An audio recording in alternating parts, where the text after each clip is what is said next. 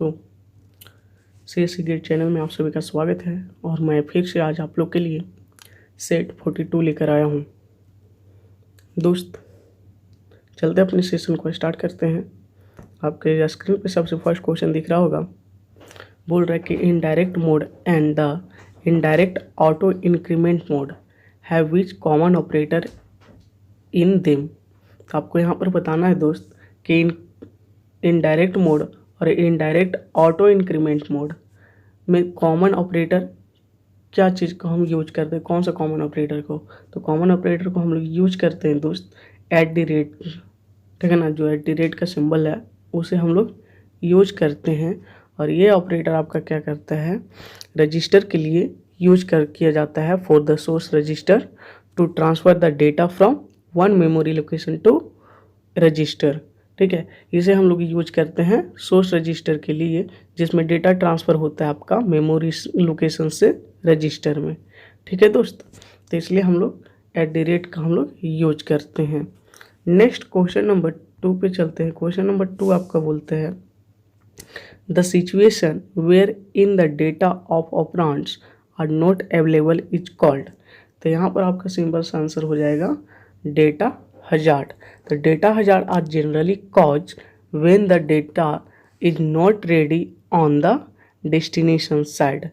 ठीक है, तो जब आपका अवेलेबल नहीं रहता है डेस्टिनेशन साइड में तो वहाँ पर आपका कहलाता है डेटा हजार्ड, एक तरह का प्रॉब्लम है। ठीक है दोस्त, नेक्स्ट क्वेश्चन नंबर 3 पे चलते हैं। क्वेश्चन नंबर 3 आपका बोलता है कि the concatenation of two list can performed in big O of one time, which of the following variation of linked list can be used। तो यहाँ पर सिंपल सा आंसर हो जाएगा दोस्त सर्कुलर डबली लिंक्ड लिस्ट। तो यहाँ पर देखिए क्या होता है दोस्त कि case of circular doubly linked list we will break the link in both the list and hook them together. ये मतलब कि दोनों लिस्ट में हम लोग क्या कर सकते हैं, सिंगली लिंक लिस्ट और डबली लिंक लिस्ट में क्या कर सकते हैं, हम सर्कुलर डबली लिंक लिस्ट आता है तो हम इसे एक साथ हुक भी कर सकते हैं और लिंक को ब्रेक भी कर सकते हैं। ठीक है, तो इसलिए यहाँ पर आपका जो सर्कुलर डबली लिंक लिस्ट हो जाता है वो concatenation two list in order of one time. ठीक है, तो इसलिए यहाँ पर सिंपल सा आंसर हो जाता है आपका circular doubly link list. Next question number 4 पे चलते हैं। क्वेश्चन नंबर 4 आपका बोल रहा है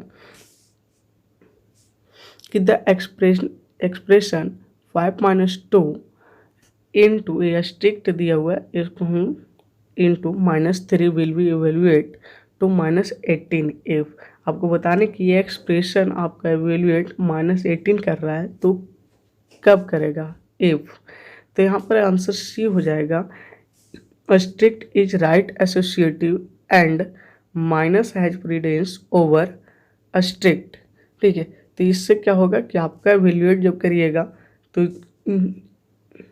ये जो आपका स्ट्रिक्ट है वो राइट एसोसिएटिव है किस पे, तो minus has precedence over strict.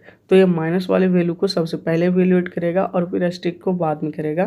तो ये सिंपल सा आंसर आपका आ जाएगा 18, क्योंकि 5 - 2 माइनस करेगा। ठीक है ना, तो ये हो जाएगा आपका इस तरह से 5 - 2 - 3 इंटू -3।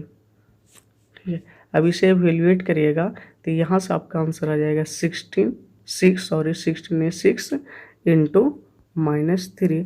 अब इसे इवेल्युएट करिएगा तो आ जाएगा आपका -18। ठीक है दोस्त, तो इसलिए यहाँ पर आंसर सी करेक्ट होता है। नेक्स्ट क्वेश्चन नंबर 5 पे चलते हैं। क्वेश्चन नंबर 5 आपका बोल रहा है, बहुत ही मस्त क्वेश्चन है ये, PDA DFA और Turing machine TM are example of which circuit. ये डिजिटल का क्वेश्चन है दोस्त। ये जैसे PDA और DFA पढ़े होंगे तो आपको लग रहा होगा कंपाइलर डिजाइन या तो TOC का क्वेश्चन है, ठीक है ना, लेकिन ऐसा कुछ नहीं है। एक क्या है आपका डिजिटल इलेक्ट्रॉनिक्स का क्वेश्चन है। ठीक है, तो डिजिटल इलेक्ट्रॉनिक्स में इस तरह का क्वेश्चन अब आपका बन सकता है।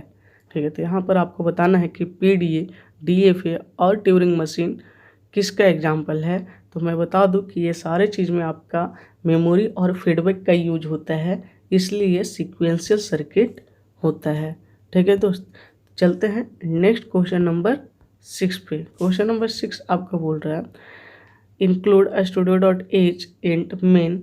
आपका यहाँ पर इंटीजर वैल्यू ए और बी को डिक्लेयर किया गया है। ए में आपका असाइन कर दिया गया 10 को, बी में असाइन कर दिया गया 2 को। Int strict P A equal to n% A और strict P B equal to n% B. Print F value equal to %d strict P A slash strict P B. अब यहाँ से आपका क्या रिटर्न करेगा वैल्यू, तो आपका सिंपल सा, यदि आपके अकॉर्डिंग या तो कोई भी जनरल स्टूडेंट जब सोचेगा तो सिंपल सा इसका आंसर क्या दे देगा, सिंपल सा आंसर इसका 5 मार्क आएगा, जो कि बिल्कुल गलत है, क्योंकि यहाँ पर आंसर आपका एरर है। ठीक ना, तो एरर कैसे है, तो यहाँ पर केयर करिएगा। यहाँ पर जब आप केयर करते हैं तो ये देखिए विदाउट स्पेस है। विदाउट स्पेस जब हम ए वाले सिंबल का यूज करते हैं तो ये रीड करता है कमेंट को। क्या रीड करेगा, कमेंट। और कमेंट रीड करेगा तो यहाँ पर किसी भी तरह का रिटर्निंग नहीं आएगा, और कमेंट भी आपका क्या है, गलत है, क्योंकि कमेंट इस तरह से आपका होता है। ठीक है, तो कमेंट करेगा तो ये यहाँ पर गलत हो जाएगा, मतलब एरर आएगा। इसलिए यहाँ पर आंसर क्या हो जाएगा, सी होगा, एरर देगा। ठीक है, यदि यहाँ पर स्पेस होता तो कोई दिक्कत नहीं होता, स्पेस होता तो फिर आपका सिंपल आंसर 5 होता, लेकिन स्पेस नहीं है, सारे को एक लाइन में राइट कर दिया गया है, इसलिए यहाँ पर एरर आ जाएगा। चलते हैं नेक्स्ट क्वेश्चन नंबर 7 पे। क्वेश्चन नंबर 7 आपका बोल रहा है कि consider a process having size 5 to 12 KB system is operating over virtual space address mechanism. Page table entry of size 16 bit and number of pages are 32 के minimum size will be। तो आपको यहाँ पर आपसे बताना है मिनिमम साइज क्या होगा। ठीक है, तो देखिए यहाँ पर आपका दिया क्या है, वर्चुअल एड्रेस स्पेस दिया हुआ है, वो आपका दिया हुआ है virtual address space 5 to 12 KB। तो हम इसे लिख सकते हैं 2⁻19 बाइट्स।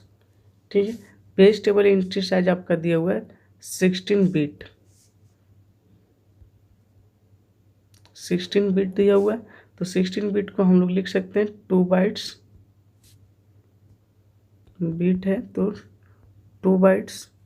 ठीक है, इसे जब आप पेज साइज, तो पेज साइज आपका क्या होता है कि log 2 virtual address space into PT, मतलब पेज टेबल एंट्री साइज। तो पेज साइज इक्वल टू क्या हो जाएगा, log 2 VAS इंटू PTE। अब यहाँ से भी आप इजली आंसर आप ला सकते हैं, क्योंकि आपका VAS भी दिया हुआ है वर्चुअल एड्रेस स्पेस और PT भी दिया हुआ है। जब इसे आप सोल्व करिएगा तो ये आएगा 2⁻10 बाइट्स, मतलब कि 1 KB। अब देखिए 1 KB तो यहाँ पर आएगा, लेकिन देखिए यहाँ पर आपका 1 ये इस तरह से ऑप्शन है, तो ऑप्शन में भी आप केयरफुली मारिएगा, क्योंकि यहाँ पर देखिए किलो बिट्स है, किलो बिट्स है, हमारा आंसर कहाँ से आ रहा है, किलो बाइट्स आ रहा है, तो इसलिए यहाँ पर आंसर सी करेक्ट होगा। ये ना कि आप फर्स्ट ऑप्शन मारकर चले आइएगा, तो ये हो जाएगा गलत, और ऑप्शन सी करेक्ट है। ठीक है ना, चलते हैं नेक्स्ट क्वेश्चन नंबर 8 पे। क्वेश्चन नंबर 8 आपका बोल रहा है कि the frequency deviation produce in a VHF carrier by a signal of 100 hertz is 50 kilohertz. The frequency modulation index is. ठीक है ना, तो यहाँ पर आपको बताना है दोस्त कि फ्रीक्वेंसी मॉड्यूलेशन इंडेक्स क्या होगा। ठीक है, तो मॉड्यूलेशन यहाँ पर आपका देखिए बीटा क्या हम डिनोट कर देते हैं, बीटा को हम डिनोट करते हैं फ्रीक्वेंसी मॉड्यूलेशन वेव के लिए। ठीक है ना, जिसके इक्वल टू होता है आपका डेल F/FM। तो डेल F आपका क्या है, फ्रीक्वेंसी डेविएशन है, ये फ्रीक्वेंसी डेविएशन, और FM आपका क्या है, मॉड्यूलेटिंग फ्रीक्वेंसी। ठीक है ना, तो जिसको हम लोग F, ठीक है, मॉड्यूलेटिंग फ्रीक्वेंसी। अब देखिए यहाँ पर आपका फ्रीक्वेंसी डेविएशन भी दिया हुआ है डेल F 50 हर्ट्ज और आपका मॉड्यूलेटिंग फ्रीक्वेंसी दिया हुआ है 100 हर्ट्ज, ठीक है ना। तो यहाँ पर देखिए आप थोड़ा सा इसका यूनिट पे केयर करिएगा, ठीक है ना। तो यहाँ पर आप देख लीजिए डेल एफ क्या है 50 किलो हर्ट्ज है, ठीक है ना डेल एफ, और एफ एम आपका है 100 हर्ट्ज, ठीक है। तो अब देखिए यहाँ पर आप वैल्यू पुट कर दीजिएगा तो 50/100 एक किलो हर्ट्ज है, तो इसको हर्ट्ज में चेंज करिएगा तो 1000 से आप क्या करें मल्टीप्लाई करिएगा। अब इसे जब आप कैंसिल आउट करिएगा तो ये आपका आंसर आ जाएगा 500। हर्ट्ज से हर्ट्ज कैंसिल हो जाएगा तो सिंपल सा 500 से आएगा, तो 500 आपका ऑप्शन सी करेक्ट हो जाएगा, ठीक है दोस्तों। नेक्स्ट क्वेश्चन नंबर 9 पे चलते हैं। क्वेश्चन नंबर 9 आपका बोल रहा है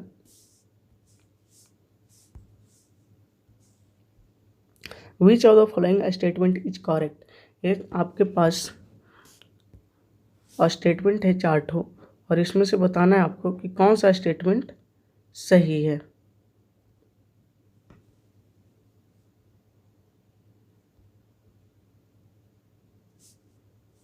ठीक है दोस्त। 4 स्टेटमेंट है, इसमें से आपको बताना है कौन सा स्टेटमेंट आपका सही है। तो देखिए आपका फर्स्ट स्टेटमेंट क्या बोलता है कि in series RLC circuit below cut off frequency the nature of circuit is inductive in nature, तो नहीं। In parallel RLC circuit below cut off frequency the nature of circuit is capacitive in nature, तो नहीं। मैं सबसे पहले इससे पहले मैं आपको बता दूं कि क्या होता है, ठीक है।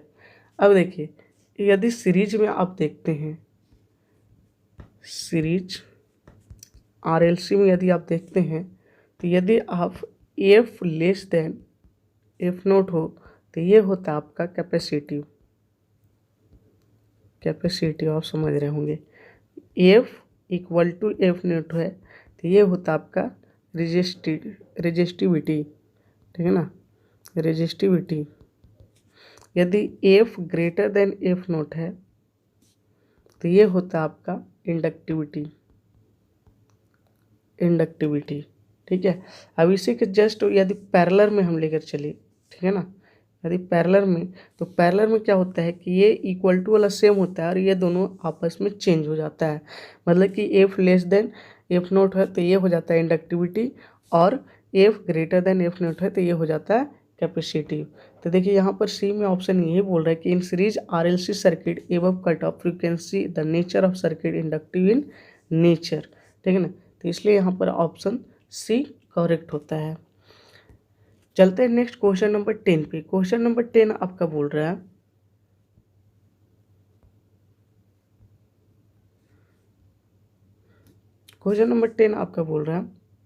What is the maximum number of records that can be indexed for a B plus tree of 3 levels of order 11 with root at level 1। तो देखिए यहाँ पर आपका फाइंड आउट क्या करना है कि 3 level of order 11 with root at level 1, तो कितने मैक्सिमम नंबर ऑफ रिकॉर्ड्स को ये कंसीडर करेगा। तो देखिए यहाँ पर क्या होता है कि 2 लेवल जो होता है level 2 there will be 11 nodes, कितने नोट्स 11 नोट्स, ठीक है। और इसी यही 11 नोट्स यदि 3 लेवल पे जाता है तो क्या होता है कि 11 × 11 हो जाता है, और ये हो जाता है आपका 121 नोट सर्च इंडेक्स इन 10 रिकॉर्ड। टोटल कितने रिकॉर्ड्स हो जाएंगे 10 रिकॉर्ड्स हो जाएंगे।